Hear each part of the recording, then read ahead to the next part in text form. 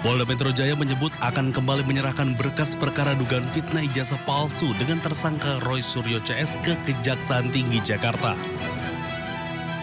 Langkah ini ditempuh usai penyidik menyelesaikan pemeriksaan tambahan sebagaimana petunjuk jaksa penuntut umum, termasuk memeriksa Presiden ke-7 RI Jokowi di Polresta Solo. Pemenuhan berkas perkara sebagaimana petunjuk-petunjuk yang sudah disampaikan oleh Kejaksaan Tinggi DKI yang disampaikan melalui P19 yang kemarin sudah kami terima. Dan proses pemenuhan atas P19 itu sudah berjalan dan kami insya Allah sesegera mungkin akan mengirimkan kembali berkas perkara tersebut sebagaimana petunjuk-petunjuk yang disampaikan oleh pihak jaksa penuntut umum. Di sisi lain, kubu Roy Suryo CS meminta kasusnya dihentikan. Langkah mengajukan penghentian penyidikan setelah mendengar penjelasan dari mantan Wakapolri, Komjen Purnawirawan Ogroseno, yang juga menjadi saksi ahli dari kubu Roy Suryo pada proses penyidikan di Polda Metro Jaya. Karena sebagaimana diketahui, SP3 itu bentuknya adalah surat penghentian perkara, ya gitu, atau surat penghentian penyidikan. Itu perintah. Jadi artinya suratnya yang dicabut. Kalau suratnya dicabut, harusnya gambarnya bukan hanya dua tuyul di sini, tapi 8 tuyulnya, ya kan gitu. Tapi karena hanya ada 2, ini yang lucu. Jadi artinya nggak boleh, berarti suratnya salah, gitu ya. Sebelumnya Kejaksaan telah mengembalikan berkas perkara dengan tersangka Roy Suryo, Rismon Sianipar, dan Tifauzia Tiasuma atau Dr. Tifa karena dianggap tidak lengkap atau P19. Untuk melengkapi berkas, polisi periksa saksi dan sejumlah ahli. Kasus akan disidangkan jika berkas telah dinyatakan lengkap atau P21. Tim Liputan iNews melaporkan. Kolom asap dari letusan sekunder Gunung Semeru membubung tinggi hingga sempat menutup jembatan Besuk Kobokan. Akibatnya pengendara motor yang melintas terganggu dan dihimbau untuk selalu berhati-hati.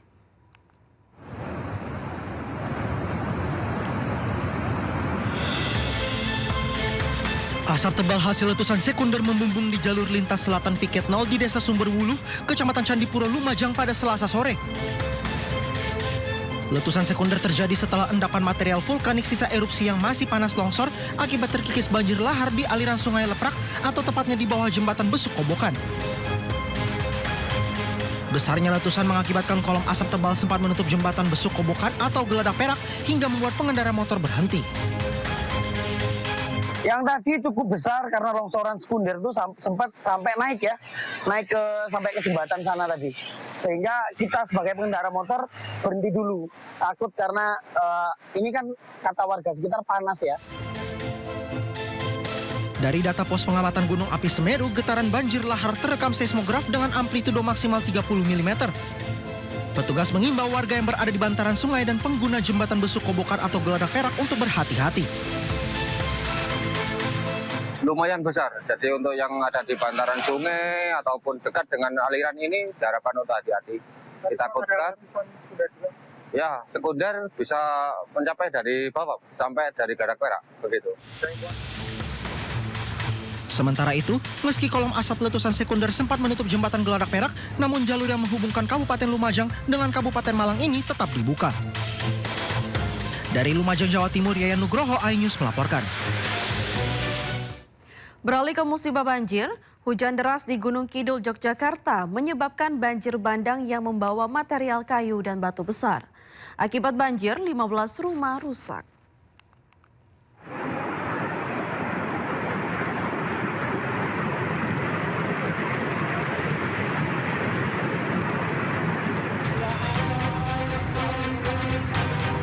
Inilah video amatir yang menunjukkan detik-detik saat banjir menerjang Dusun Jono di Desa Tancep, Kecamatan Ngawen, Kabupaten Gunung Kidul, Yogyakarta. Hujan deras menerjang kawasan tersebut sejak sore hari dan menyebabkan banjir yang membawa material batu dan juga kayu besar. Warga bahu-membahu membersihkan rumah mereka dari material tanah, batu, dan kayu. Banjir disebabkan karena lokasi kampung yang berada di lereng pegunungan yang membawa material banjir dari hulu. Akibat banjir, setidaknya 15 rumah warga di Dusun Jono, Desa Tancep rusak. Warga dan petugas BPBD bahu-membahu membersihkan rumah dengan alat seadanya. Warga berharap adanya bantuan dari pemerintah setempat untuk memperbaiki rumah mereka.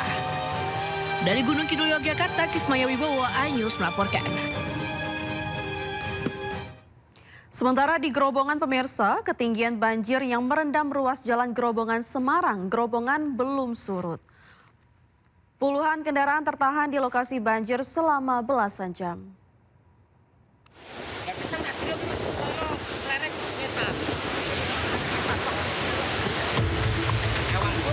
Banjir akibat jebolnya tanggul Sungai Tuntang masih merendam ruas jalan Grobogan Semarang di Desa Manggarmas, Kecamatan Godong, Grobogan, Jawa Tengah.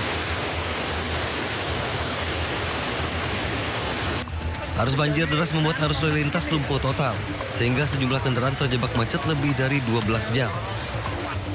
Menurut salah seorang sopir kontainer, kejadian ini membuat mereka mengalami kerugian karena terlambat dalam pengiriman barang. Sementara minibus dan sepeda motor diarahkan ke jalur alternatif sehingga dapat melanjutkan perjalanan. Hingga kini tanggul jebol belum diperbaiki dan ketinggian banjir mencapai 40 hingga 50 cm. Dari Grobogan, Jawa Tengah, Rustam Nusantara, iNews melaporkan. Pemirsa, hujan deras disertai angin kencang yang terjadi di sepanjang hari memicu banjir dan longsor di Kabupaten Tapanuli Tengah, Sumatera Utara. Banjir memutus total jalur lintas utama Sibolga, Taruntung hingga tidak dilalui dari dua arah. 6 kecamatan juga dilaporkan terdampak banjir dan warga mengungsi. Di jalur lintas Sibolga, Taruntung, material longsor berupa tanah, batu, dan pohon menutup seluruh badan jalan. Tidak hanya banjir, hujan deras juga membuat tanah menjadi labil dan memicu longsor. Pengendara dari dua arah terpaksa berhenti total, sejumlah kendaraan memutar balik dan mencari jalur alternatif. Petugas menghimbau warga tidak memaksakan melintas karena kondisi di lokasi masih berbahaya. Luar biasa airnya, guys.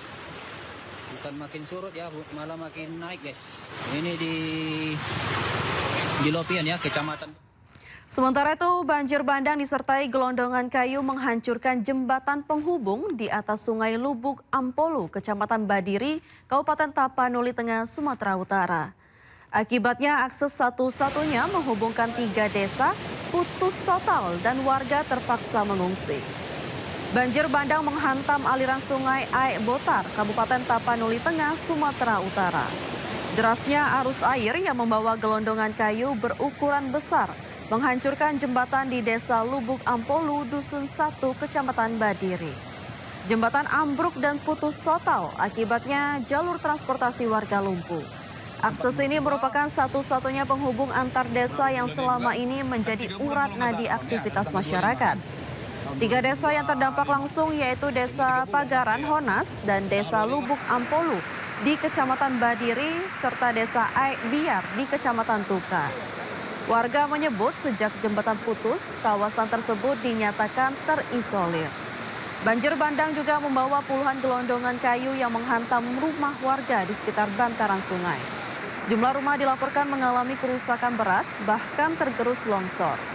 Di Desa Pagaran Honas, ketinggian air saat banjir mencapai 1,30 meter. Arus deras membawa material kayu dan lumpur.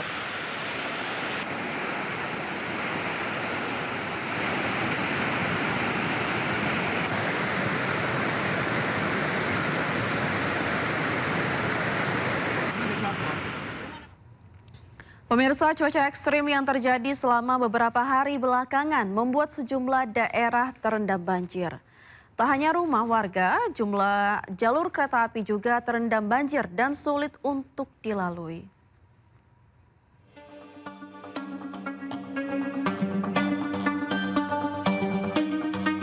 Hujan deras yang mengguyur Jawa Tengah membuat sejumlah daerah terendam banjir.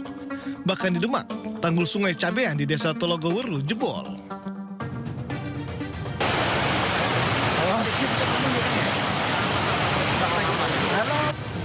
Jebolnya tanggul membuat air mengalir deras ke jalan dan permukiman warga.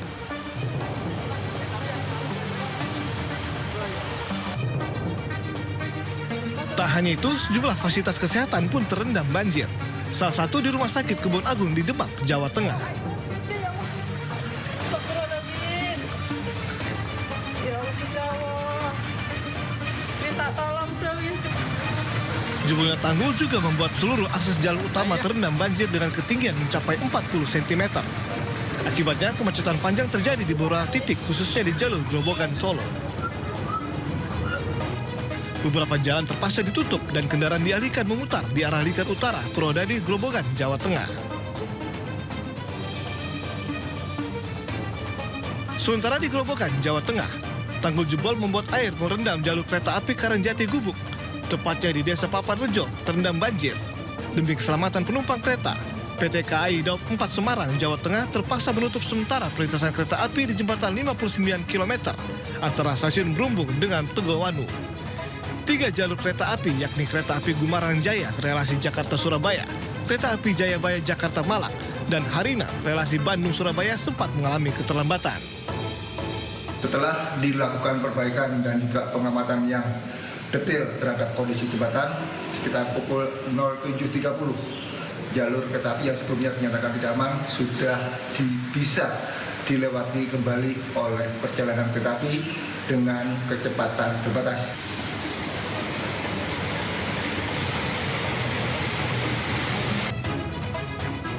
Saat ini air sudah mulai surut, kereta api pun sudah bisa melintas perlahan. Tim Liputan iNews melaporkan. Kapal intim teratai yang berangkat dari Pelabuhan Kupal menuju Pelabuhan Bastiong, Ternate, Maluku Utara, kandas menabrak karang di pesisir Pulau Makain. Ratusan penumpang yang panik terjun ke laut. Ini korban-korban semua, ini ada korban, kasihan yang ada selamat, alhamdulillah anak-anak selamat. Ini kami sudah berada di darat. Ratusan penumpang KM Intim Teratai berhasil menyelamatkan diri dengan berenang ke Pulau Makian usai kapal menabrak karang dan kandas di pesisir Pulau Makian, Kabupaten Halmahera Selatan, Maluku Utara. Insiden kandasnya kapal terjadi di sekitar 24,66 mil dari kota Ternate sekitar pukul 4.45 WIT. Setelah kandas, kapal KM Intim miring di perairan Pulau Makian, wilayah Kabupaten Halmahera Selatan. Tim Teratai yang mengalami kandas di perairan Makian, Kabupaten Halmahera Selatan, Provinsi Maluku Utara. Saat ini kami bersama tim SAR gabungan dari Polair, Polda Maluku Utara, Lanal Ternate, KSOP Ternate sedang dalam proses perjalanan dan akan melakukan evakuasi. Seluruh penumpang dikabarkan selamat dan penyelamatan dilakukan oleh tim SAR gabungan dari Ternate. Dari Ternate, Maluku Utara, Ismail Sangaji, iNews melaporkan. Pemirsa, petugas kembali merazia preman berkedok parkir liar di kawasan Tamrin City, Jakarta. Dalam razia ini, seorang Pak Ogah meronta-ronta di bawah berdalih punya bayi.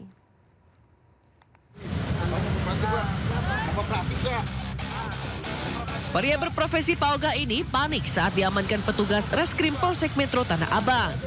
Pria ini berontak saat hendak dibawa petugas dari tempat pangkalannya diakses keluar kawasan Tamrin City, Jakarta Pusat. Pria ini berdalih menolak diamankan petugas karena masih memiliki bayi.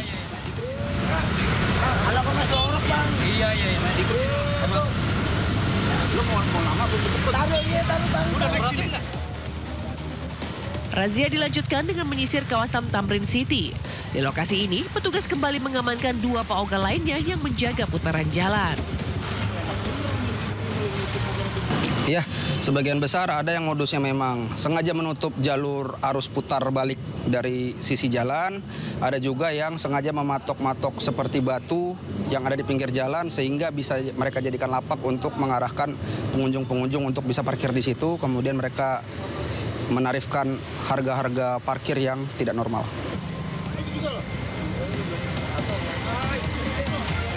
Sejumlah Pak Ogah yang berhasil diamankan kemudian dibawa ke Polsek Metro Tanah Abang untuk diperiksa lebih lanjut. Petugas mengimbau kepada para pengunjung agar tidak memberikan ongkos parkir dengan jumlah tak wajar, serta segera melapor jika menjadi korban pengancaman atau kekerasan. Dari Jakarta, Rani Sanjaya, iNews melaporkan. Aksi tindak kriminal terjadi di gerbang tol Karangtengah, ruas jalan tol Jakarta-Tangerang. Seorang pengendara mobil menjadi korban perampasan kendaraan disertai kekerasan. Ini mengarah ke Puri. Ini depan Green Light City Puri. Gerbang tol Kebonjeruk mengarah ke Tengah, keluar pintu tol Tengah dan aksi tindak kriminal terjadi di gerbang tol Karangtengah, ruas jalan tol Jakarta Tangerang. Seorang pengendara mobil menjadi korban perampokan. Pelaku membawa kabur mobil korban. Korban diduga disergap oleh pelaku saat berada di sekitar area tol. Pelaku bahkan menjerat leher korban menggunakan tali tambang dan diancam ditikam. Korban berhasil menyelamatkan diri hingga ditolong pengendara lain. Polisi masih menyelidiki dan memburu pelaku perampokan mobil ini.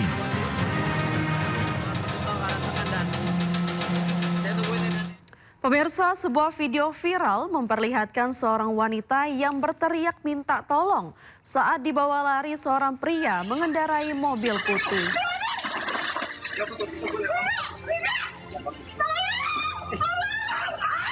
Peristiwa terjadi di Jalan Elang Mas, Desa Gonilan, Kartasura, Sukoharjo.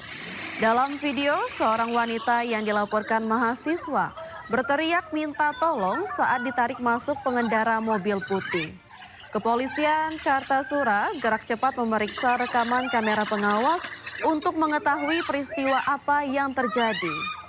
Namun mereka kesulitan karena belum terima adanya laporan. Polisi menyisir lokasi di TKP untuk mengetahui peristiwa yang sebenarnya terjadi.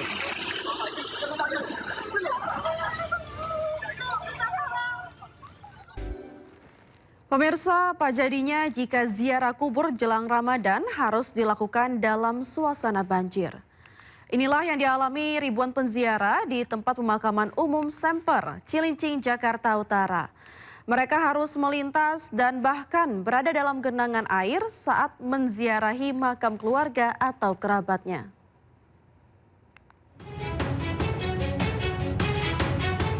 Ribuan makam di tempat pemakaman umum Semper, Cilincing, Jakarta Utara terendam banjir. Banjir yang menggenang TPU ini disebabkan intensitas hujan yang mengguyur Jakarta. Akibat makam tergenang air cukup tinggi, hingga ketinggian 40 cm, membuat warga yang hendak ziarah kubur jelang bulan suci Ramadan kesulitan untuk menuju makam sanak keluarga. Sejumlah warga bahkan nekat menerobos demi menuju makam. Ini lagi nyekar orang tua ya Pak ya. Mengenai makam yang banjir begini sih menurut saya kurang nyaman ya Pak. Kalau bisa ya diuruk gitu lebih tinggi biar waktu kita nyekar itu nggak kerendam gini kalau pas banjir gede. Hujan sebenarnya. Hujan kalau mau seharian itu nggak cepat sekali naiknya. Terus alirannya entah dari mana gitu ya. Jalannya entah dari mana nggak mesti. Dia surut sendiri otomatis surut. Kalau panas ya, tapi kalau nanti hujan lagi nih, dia naik lagi.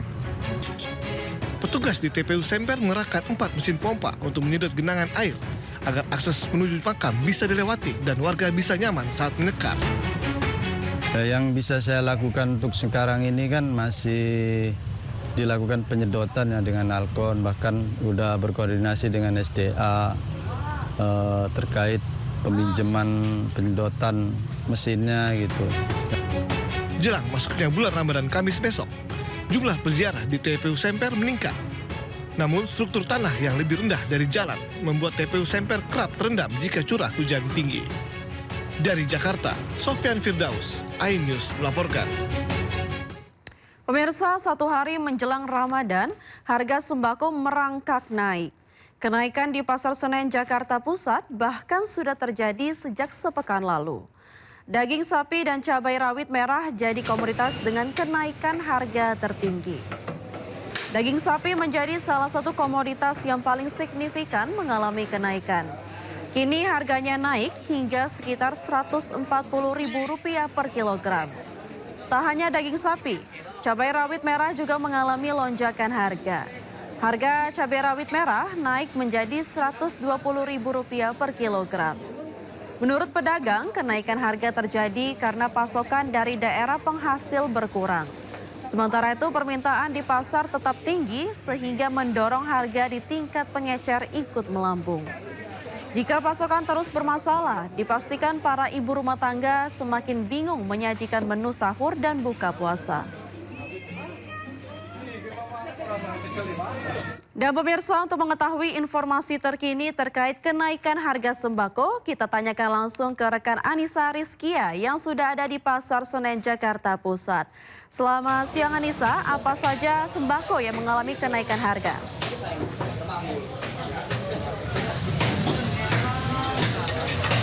Ya, Vina dan juga pemirsa, saat ini memang sejumlah komoditas pangan mengalami kenaikan.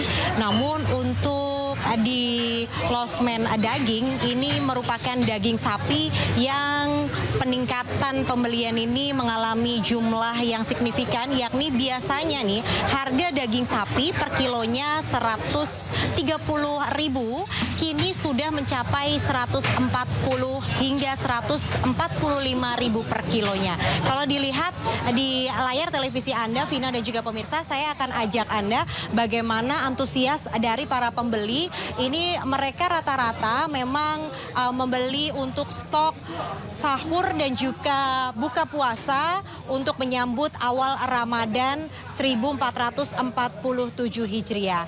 Dan saya akan mengajak Vina dan juga pemirsa untuk berbincang dengan salah satu pembeli di sini. Nampaknya ini merupakan salah satu los yang paling ramai begitu.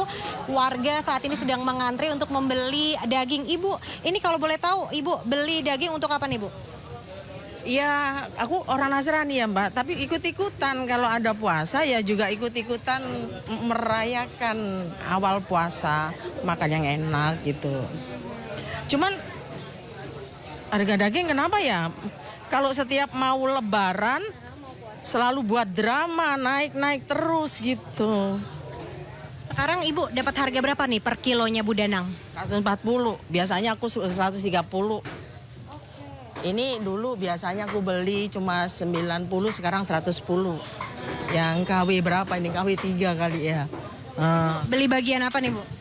Bagian daging yang bagus, yang KW 1, yang kualitas 1, yang bagus. Bu Danang sebagai perwakilan pembeli di sini, sudah langganan sering berbelanja di Pasar Senen, ada harapan nggak Bu yang ingin disampaikan untuk pemerintah? Iya dong, jangan kalau setiap mau lebaran dinaik-naikin terus. Kenapa sih gitu? Ya harapannya ya stabil lah, sesuai dengan pendapatan kami ya, rakyat maksudnya.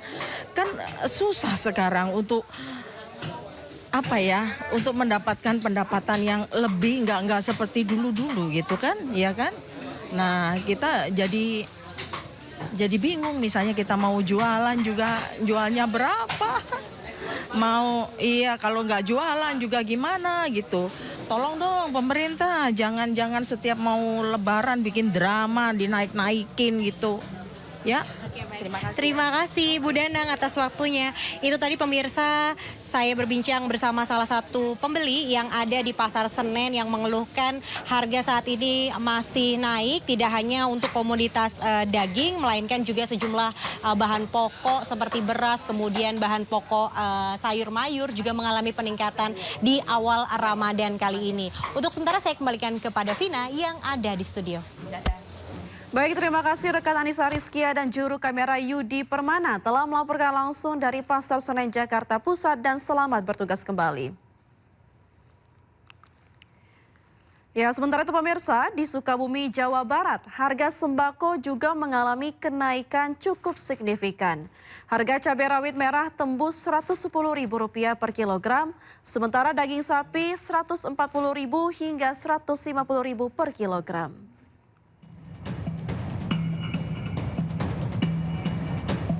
Jelang Ramadan, sejumlah kebutuhan pokok mulai meroket di pasar di sejumlah daerah. Di Pasar Modern Cicurug, Kabupaten Sukabumi, harga daging sapi mengalami kenaikan signifikan menjadi Rp140.000 hingga Rp150.000 per kilogram. Kenaikan terjadi sejak 4 hari yang lalu, meski stok daging tersedia, namun berdampak pada daya beli masyarakat yang menurun. Berarti ada kenaikan berapa? Naik berapa? 20.000. Naik 20.000. Itu dirasakan sejak berapa lama naikkan? Baru 3 hari, 4 hari inilah. Peminatnya gimana? kurang peminatnya. Kurang. Yang ini juga yang motong jarang sekarang. Makanya harga tinggi ya sapinya. Harga cabai rawit juga naik menjadi Rp110.000 per kilogram, yang semula Rp50.000 per kilogram. Sementara cabai merah keriting naik menjadi Rp40.000 dari sebelumnya Rp35.000 per kilogram.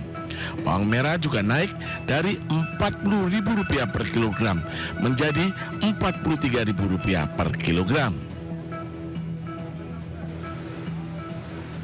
Kenaikan harga cabai rawit juga terjadi di pasar tradisional di Banjarnegara, Jawa Tengah.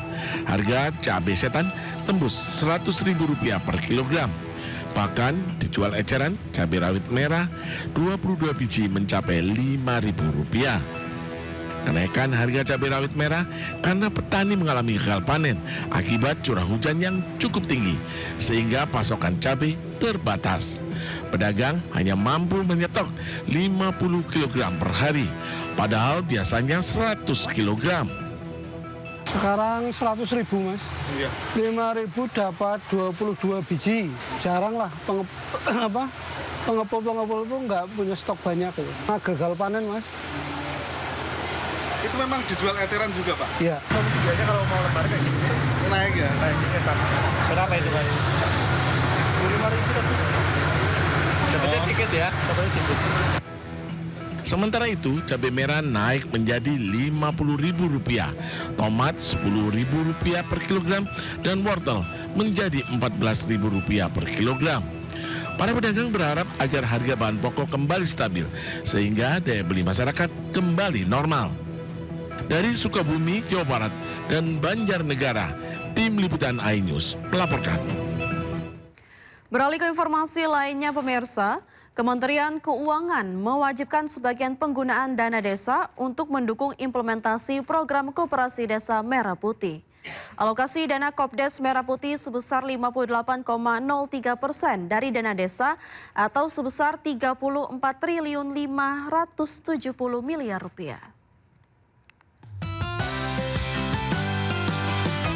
Pemerintah dalam hal ini Kementerian Keuangan telah mewajibkan pengalokasian dari dana desa sebesar 58,03% untuk mendukung pengembangan Koperasi Desa Merah Putih. Hal ini tercantum dalam Peraturan Menteri Keuangan Nomor 7 Tahun 2026 tentang pengelolaan dana desa tahun anggaran 2026 di pasal 15 ayat 3 terkait penyesuaian alokasi dalam rangka mendukung implementasi Koperasi Desa Merah Putih sebesar 58,03% dari pagu dana desa setiap desa atau sebesar Rp34.570.000.000. Adapun pagu anggaran dana desa untuk tahun anggaran 2026 ditetapkan sebesar Rp60.570.000.000. Sedangkan sisa pagu dana desa sebesar Rp26 triliun dialokasikan dalam penggunaan reguler yang dapat digunakan desa untuk kebutuhan prioritas lainnya. Sementara itu, penggunaan dana desa yang dialokasikan untuk mendukung implementasi Koperasi Desa Merah Putih berupa pembayaran angsuran dalam rangka pembangunan fisik gerai, pergudangan, dan kelengkapan Koperasi Desa Merah Putih. Pemirsa, BPJS Watch menekankan pentingnya pemuktahiran data peserta penerima bantuan iuran dalam program Jaminan Kesehatan Nasional atau PBI-JKN. Pemutahiran tersebut menjadi penting untuk memastikan bahwa peserta PBI-JKN benar-benar dari kalangan warga yang membutuhkan. Koordinator Advokasi BPJS Watch Timbul Siregar menegaskan, pemutahiran data peserta PBI-JKN harus sepenuhnya mengacu pada pasal 17 Undang-Undang Sistem Jaminan Kesehatan Nasional. Timbul juga menekankan pentingnya kepastian hukum bagi masyarakat yang kehilangan akses layanan kesehatan secara mendadak. BPJS Watch mengusulkan solusi jalan tengah untuk mengatasi kendala anggaran APBN. Dalam hal ini, pemerintah tidak perlu mengaktifkan seluruh 11 juta orang jika anggaran terbatas, namun wajib mengaktifkan langsung di fasilitas kesehatan bagi siapa saja dari kelompok tersebut yang membutuhkan layanan medis saat itu juga. Data dalam rangka pemutahiran. Pemutahiran dalam rangka untuk memastikan siapa yang berhak masuk, siapa yang tidak berhak tidak boleh. Nah, kalau di PP 101 disebutkan dalam definisi siapa fakir miskin, adalah orang yang tidak punya pekerjaan atau punya pekerjaan dia tidak bisa mampu mendapati penghidupan layak. Nah, siapa orang yang tidak mampu? Orang tidak mampu orang yang memiliki pekerjaan dan tapi tidak mampu membayar iuran. Nah, ini memang dua kriteria yang diamalkan pasal 14 dan 17 Undang-Undang SJSN. Sehingga memang pemerintah harus memastikan benar-benar fakir miskin dan tidak mampu yang ikut TBI. Dalam waktu dekat, Polda Metro Jaya akan kembali serahkan berkas perkara Roy Suryo CS ke Kejaksaan Tinggi Jakarta. Namun Roy Suryo meminta kasus ijazah dihentikan tanpa adanya restoratif justice.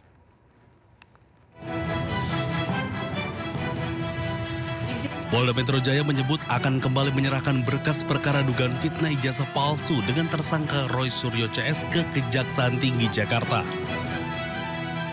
Langkah ini ditempuh usai penyidik menyelesaikan pemeriksaan tambahan sebagaimana petunjuk jaksa penuntut umum, termasuk memeriksa Presiden ke-7 RI Jokowi di Polresta Solo. Pemenuhan berkas perkara sebagaimana petunjuk-petunjuk yang sudah disampaikan oleh Kejaksaan Tinggi DKI yang disampaikan melalui P19 yang kemarin sudah kami terima. Dan proses pemenuhan atas P19 itu sudah berjalan dan kami insya Allah sesegera mungkin akan mengirimkan kembali berkas perkara tersebut sebagaimana petunjuk-petunjuk yang disampaikan oleh pihak jaksa penuntut umum. Di sisi lain, kubu Roy Suryo CS meminta kasusnya dihentikan. Langkah mengajukan penghentian penyidikan setelah mendengar penjelasan dari mantan Wakapolri, Komjen Purnawirawan Ogroseno, yang juga menjadi saksi ahli dari kubu Roy Suryo pada proses penyidikan di Polda Metro Jaya. Karena sebagaimana diketahui SP3 itu bentuknya adalah surat penghentian perkara ya gitu atau surat penghentian penyidikan. Itu perintah. Jadi artinya suratnya yang dicabut. Kalau suratnya dicabut, harusnya gambarnya bukan hanya dua tuyul di sini. Tapi 8 tuyulnya. Ya kan gitu. Tapi karena hanya ada 2 ini yang lucu. Jadi artinya nggak boleh, berarti suratnya salah gitu ya. Sebelumnya Kejaksaan telah mengembalikan berkas perkara dengan tersangka Roy Suryo, Rismon Sianipar, dan Tifauzia Tiasuma atau Dr. Tifa karena dianggap tidak lengkap atau P19. Untuk melengkapi berkas, polisi periksa saksi dan sejumlah ahli. Kasus akan disidangkan jika berkas telah dinyatakan lengkap atau P21. Tim Liputan iNews melaporkan. Pemirsa, Presiden Prabowo Subianto tiba di Washington DC, Amerika Serikat, Selasa waktu setempat. Kedatangan Presiden Prabowo kali ini untuk menghadiri rapat perdana Board of Peace atau BOP. Kedatangannya disambut sejumlah pejabat Indonesia, diantaranya Duta Besar Indonesia untuk Amerika Serikat dan Atase Pertahanan KBRI Washington DC. Sementara itu, Menteri Luar Negeri Sugiono akan menghadiri pertemuan Dewan Keamanan Persatuan Bangsa-Bangsa di New York, membahas perdamaian Timur Tengah, serta menegaskan peran aktif dan konstruktif Indonesia dalam mendorong penyelesaian damai konflik Palestina.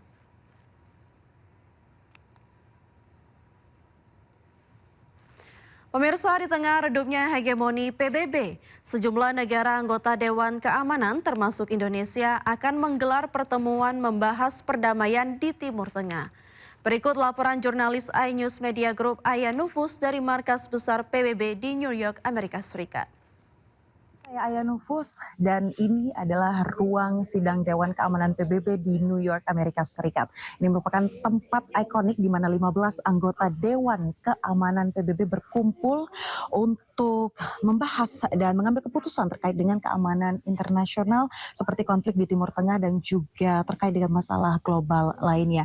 Nah, kalau bisa dilihat memang bentuk dari ruangan ini sangat ikonik, di mana di tengah ini adalah sebuah meja yang berbentuk seperti tapal kuda dengan lukisan Mural of Peace yang membuat ruangan ini menjadi sangat-sangat ikonik. Dan disinilah besok Menteri Luar Negeri Republik Indonesia Sugiono akan hadir di tengah-tengah 15 anggota Dewan Keamanan PBB untuk membahas khususnya terkait bagaimana Indonesia sangat aktif dalam perdamaian dan juga isu kemanusiaan di Gaza Palestina, khususnya bagaimana terkait dengan rekonstruksi di Gaza Palestina. Kita akan nantikan.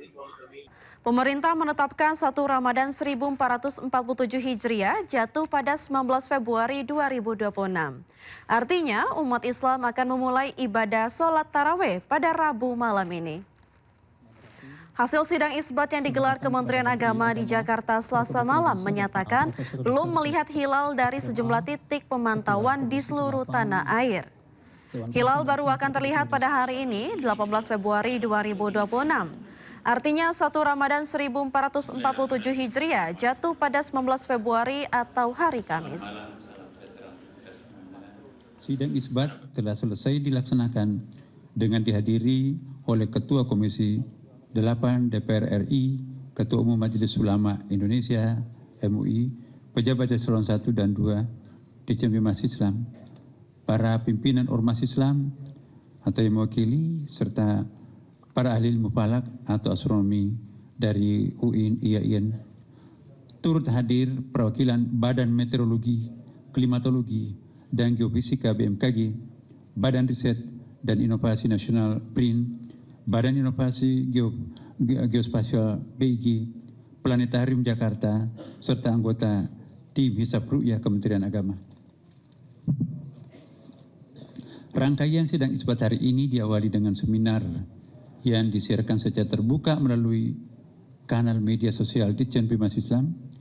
Dalam seminar tersebut kita telah menyimak paparan tentang prinsip dan metode penentuan awal bulan Kamariah, disertai diskusi panel bersama narasumber yang membahas hisab ru'yah dan ilmu falak dari beragam perspektif. Selanjutnya Kementerian Agama menetapkan awal Ramadan melalui sidang isbat.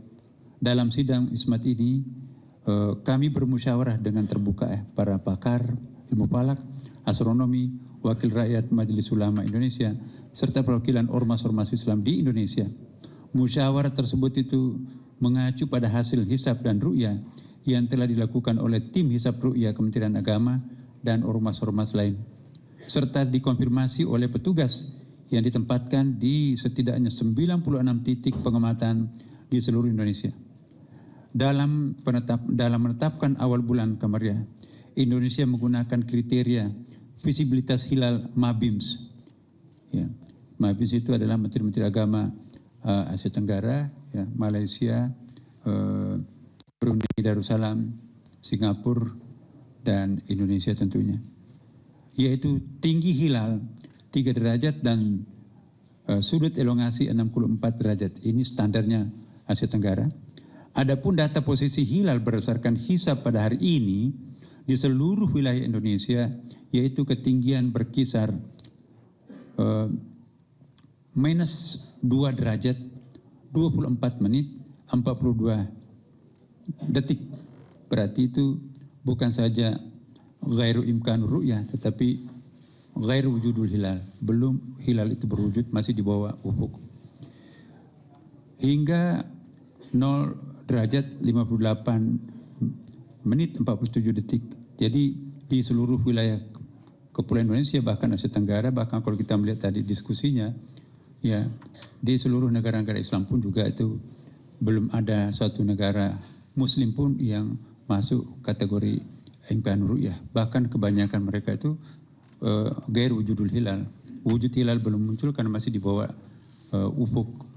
Ya. Dan juga kita lihat juga kalender hilal global versi Turki, ya itu juga belum memulai Ramadannya besok.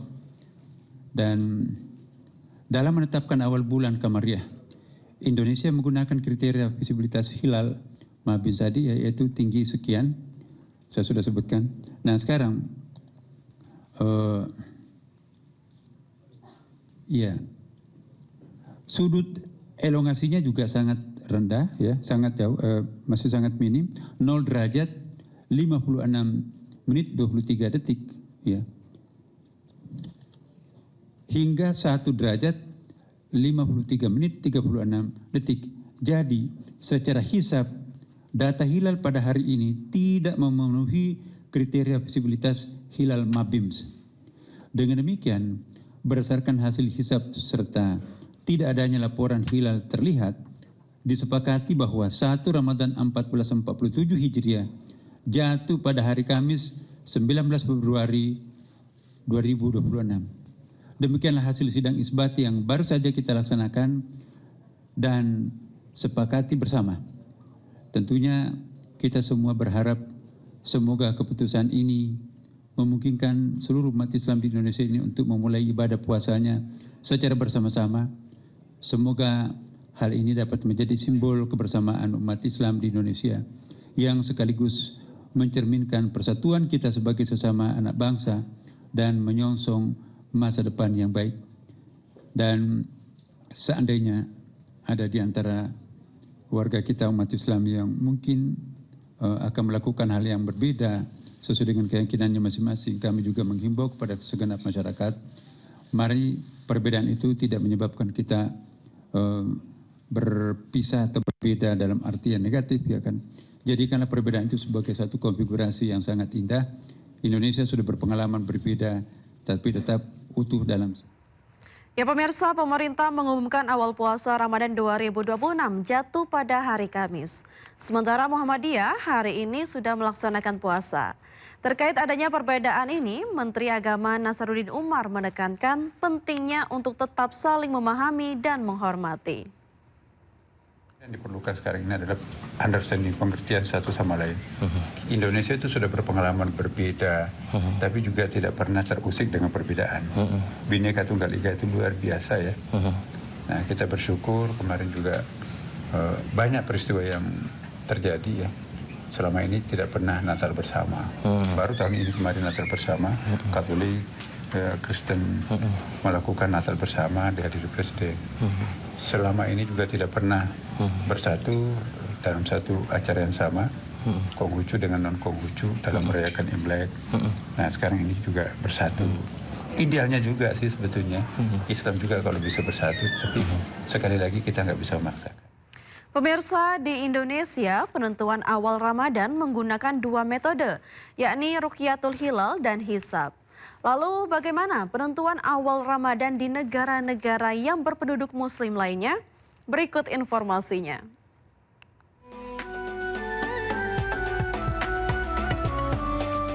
Di Indonesia, ada 2 cara atau metode penghitungan untuk menentukan awal Ramadan.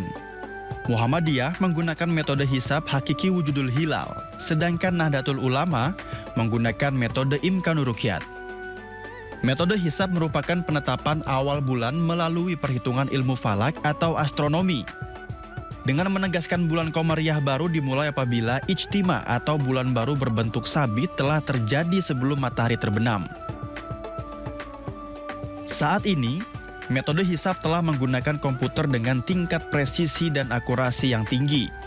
Karena itu, hisab seringkali digunakan sebelum ruqyat dilakukan untuk menentukan kapan ijtima. Dengan perhitungan hisab ini, posisi bulan dan matahari suatu waktu sudah dapat diketahui dengan presisi.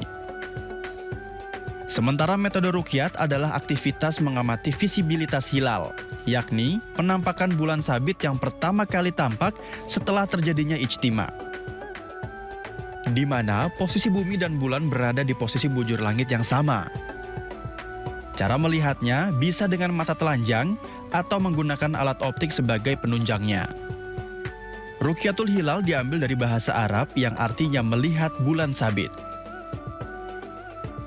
Menurut kriteria baru yang ditetapkan oleh Menteri Agama Brunei, Indonesia, Malaysia, dan Singapura atau MABIMS, imkanur ruqyat dianggap memenuhi syarat apabila posisi hilal mencapai ketinggian 3 derajat dengan sudut elongasi 6,4 derajat. Dengan ketinggian dan elongasi tersebut, hilal termasuk bulan baru berusia 5-7 jam. Selain itu, hilal akan terlihat ketika matahari mulai terbenam. Pengamatan hilal ini dilaksanakan di sejumlah pos pemantauan di Indonesia, mulai dari Indonesia Timur hingga Indonesia Barat. Untuk menentukan awal Ramadan dan Hari Raya Idul Fitri, pemerintah menggelar sidang isbat yang melibatkan semua perwakilan ormas Islam untuk menyatukan pendapat. Dalam metode ruqyat, munculnya hilal dipengaruhi oleh sejumlah faktor, seperti kondisi atmosfer, kekeruhan, serta jarak antara matahari dan bulan di cakrawala. Lalu bagaimana penentuan awal Ramadan yang digunakan negara-negara yang berpenduduk Muslim lainnya? Malaysia menggelar penentuan awal Ramadan dengan aktivitas melihat hilal yang ditempatkan di sejumlah lokasi di seluruh negeri. Di Arab Saudi dan negara-negara mayoritas Muslim lainnya di Timur Tengah mengandalkan kesaksian para pengamat hilal. Penetapan awal Ramadan ditentukan oleh penampakan bulan sabit pertama. Seringkali Mesir, Qatar, dan Uni Emirat Arab mengikuti keputusan Arab Saudi. Sedangkan di Amerika Serikat dan Kanada, penentuan awal Ramadan mengikuti fatwa Dewan Fikih Amerika Utara. Begitu juga dengan negara-negara di Eropa dan Inggris yang mengikuti fatwa dari Dewan Fatwa dan Penelitian Islam Eropa dan Badan Amal Inggris.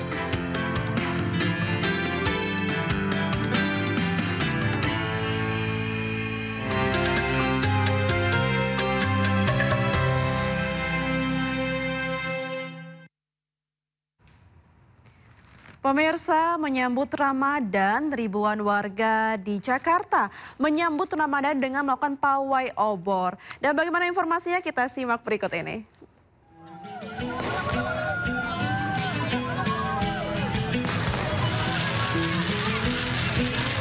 Kembang api dan flare menambah semarak pawai obor yang diikuti warga Pesing Garden, Kedoya Kebonjeruk, Jakarta Barat. Dengan berjalan kaki keliling kampung hingga lebih dari 5 km, warga juga bersolawat.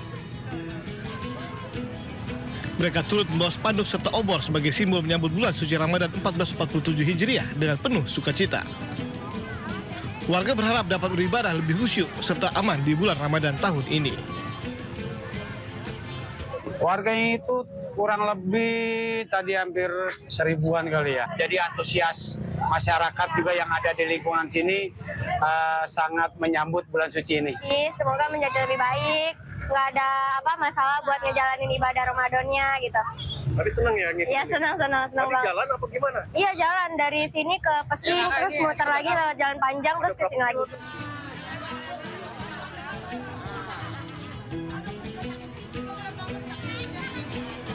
Sementara itu, ratusan warga RW 2 Pademangan Barat, Jakarta Utara juga gelar pawai obor keliling kampung. Tidak hanya dimeriahkan dengan kembang api, pawai obor kali ini sangat menarik karena diramaikan oleh beragam jenis hantu seperti tuyul, pocong, dan kuntilanak. Di bulan suci Ramadan nanti, pihak RW setempat juga akan mengadakan musik kamling di malam hari untuk menghindari adanya aksi tawuran dari anak-anak muda. Dari Jakarta, Rizky Falufi dan Miftahul Gani, iNews melaporkan.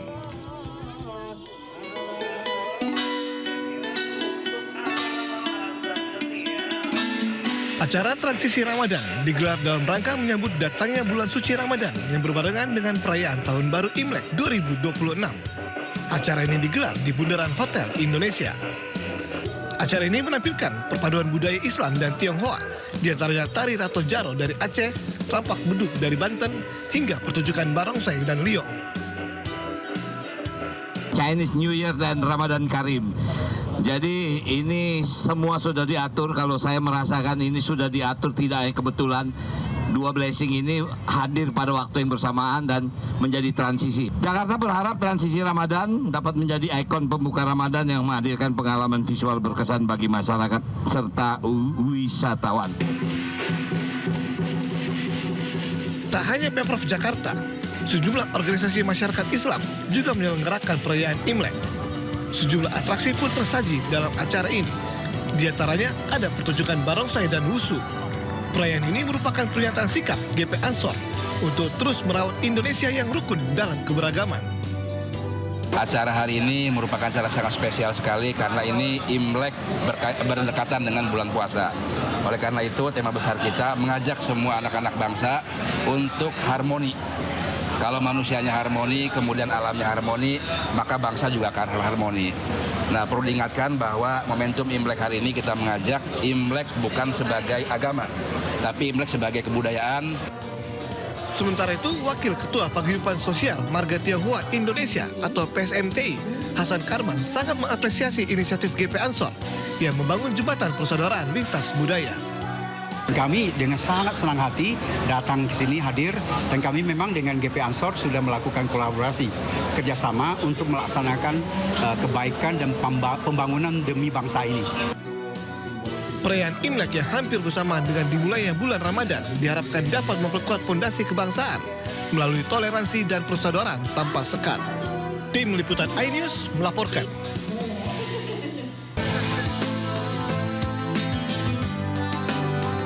Sekitar 2 miliar umat muslim di dunia menjalani ibadah puasa setiap bulan suci Ramadan. Meski dilaksanakan serentak, uniknya durasi puasa bisa berbeda-beda, tergantung geografis negara masing-masing. Negara-negara yang terletak di belahan utara seperti Greenland, Islandia, Norwegia, Swedia dan Finlandia mengalami durasi puasa terpanjang, yakni 16 hingga 20 jam. Pasalnya, matahari bersinar hampir sepanjang hari hingga menyisakan waktu berbuka puasa lebih sedikit. Negara-negara yang berada di selatan bumi justru mengalami hal yang sebaliknya. Brazil, Argentina, Uruguay, Afrika Selatan, Chile dan Selandia Baru menjadi negara-negara dengan durasi puasa terpendek, yakni 11 hingga 13 jam saja. Bagaimana dengan negara-negara di garis khatulistiwa seperti Indonesia? Muslim yang tinggal di khatulistiwa menikmati durasi puasa yang relatif pendek, yakni 12 hingga 14 jam. Terpaut 1 jam saja dengan negara-negara di belahan selatan. Tak hanya durasi puasa, lamanya hari puasa juga berpotensi berbeda-beda setiap tahunnya, yakni 29 hingga 30 hari. Jelang bulan suci Ramadan, semakin banyak pemilik usaha catering yang tak hanya melayani pesanan catering biasa, namun juga melayani pesanan khusus untuk Ramadan. Nah, seperti apa sih proses produksinya? Langsung saja kita masuk untuk melihat, karena saya juga penasaran proses produksi dari masak sampai ke packingnya. Yuk! Nah, ini kan menjelang bulan Ramadan ya, Ko Geri buka catering melayani untuk pesanan Ramadan. Dan apakah banyak nih peminatnya? Setiap Ramadan sih kita memang selalu pesanan pasti melonjak ya. Kita melayanin catering untuk perusahaan, buat perorangan juga kita layanin. Untuk buka bersama gitu juga ya, Ko ya? Menunya yang paling diminati tuh apa aja nih, Ko? Kebanyakan sih kita menu best seller kita itu tumpeng, terus ada tampah sambal tempong, kemudian ada tampah pempek, tampah gorengan, aneka candil, semua kita bikin. Oke, ini saya sambil boleh masukin ya, Ko ya? Ditusukin ke sini. Oke, nah ini untuk harganya sendiri, Ko, itu mulai dari berapa sih? Kalau untuk tumpengnya itu kita satu packnya tuh start di harga 85.000. Kalau untuk nasi box kita start di harga 50.000. Nah, ini dengan membludaknya pesanan pada saat Ramadan, apalagi yang pesanan besar ya, seperti tumpeng-tumpeng ini. Iya. Nah, ini tantangannya apa sih, Ko? Tantangannya sih manajemen waktu sih. Nah, ini menunya juga sangat bermacam-macam ya, Ko. Iya. Bisa request nggak sih? Bisa. Oh, bisa request juga. Bisa. Oh, nah itu dia pemirsa. Jadi bagi Anda nih yang pada saat Ramadan mungkin ada buka bersama, bisa banget langsung saja serahkan ke ahlinya. Itu dia pemirsa dari Jakarta, Jen Cahyani bersama juru kamera Oki Mahendra dan Aulia Syah Ramadan. iNews melaporkan.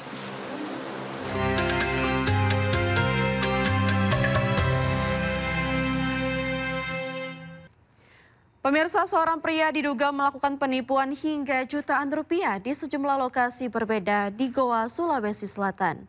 Modus pelaku dengan berpura-pura mengantarkan paket pesanan dan meminta uang kepada korbannya.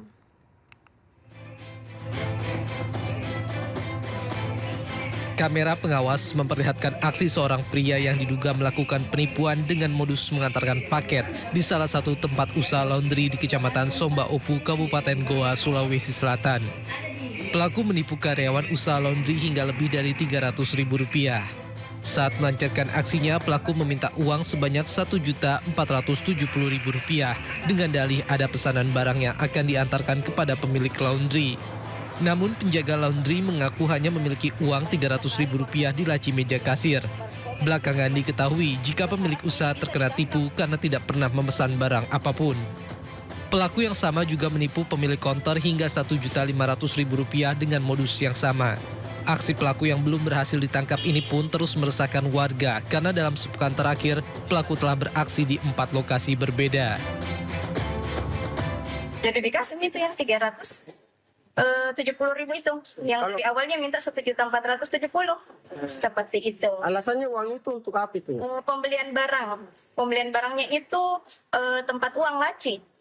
Jadi ceritanya dia meminta uang dulu, nah terus diambil uang nanti dia bawakan barangnya. Pelaku mendatangi salah satu laundry yang ada di Citra Garden dengan berpura-pura pemilik laundry tersebut memesan satu laci tanpa uang. Namun karyawan dari laundry tersebut tidak memiliki uang sejumlah itu, sehingga terduga pelaku menyampaikan bahwa uang yang ada saja di situ. Korban berharap polisi bisa segera menangkap pelaku yang hingga kini terus meresahkan masyarakat.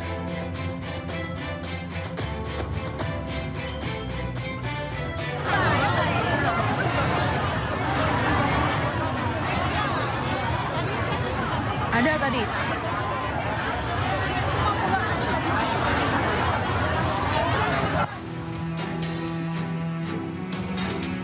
Ribuan nasabah Bank Cirebon memadati kantor Bank Mandiri Cirebon, Jawa Barat hingga membludak ke jalan raya Rabu pagi.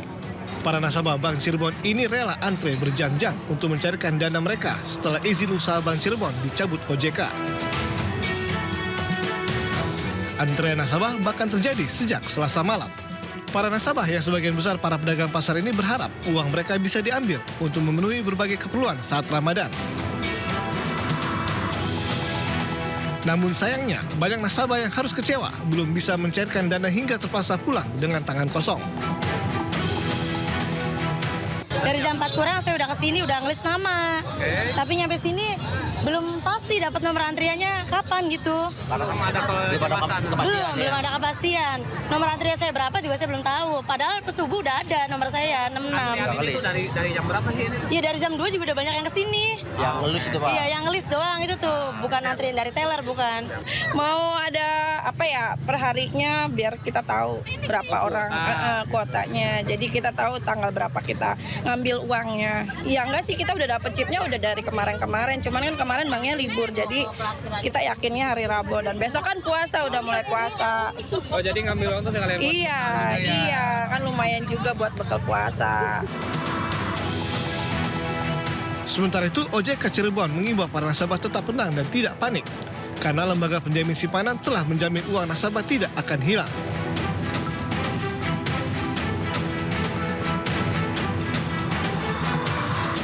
Sebelumnya, OJK Cirebon mencabut izin usaha Bank Cirebon setelah LPS memutuskan tidak melakukan penyelamatan terhadap bank daerah tersebut. Dari Cirebon, Jawa Barat, Mahardika, iNews melaporkan. Pemirsa, 15.000 porsi jenang dibagikan gratis kepada masyarakat Solo dan sekitarnya. Mereka antusias ingin menikmati aneka warna jenang.